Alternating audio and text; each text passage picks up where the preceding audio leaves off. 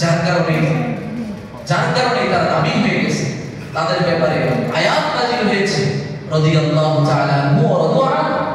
তারাও আল্লাহর প্রতি সন্তুষ্ট হয়েছে, আল্লাহও তাদের প্রতি সন্তুষ্ট হয়েছে।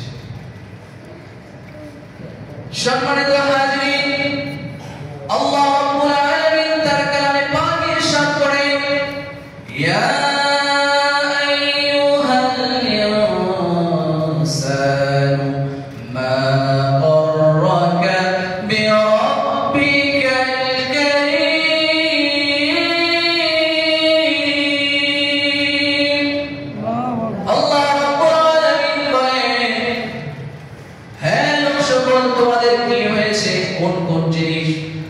আমি রব্বে কারীমের ইবাদত থেকে বাধা করেছে, মুখ ফিরিয়ে নিয়েছে।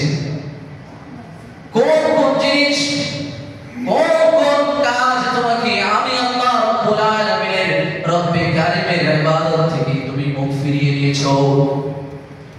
কোন কোন জিনিস, কোন ব্যবসা, কোন চাকরি, কোন খেতকামার আমার রব্বে কারীমের নামাজ থেকে তোমাকে মুখ ফিরিয়ে নিয়েছো? অথচ রব্বে কারীমের তাফসীর মুফাসসিরিন ইকরাম বলেন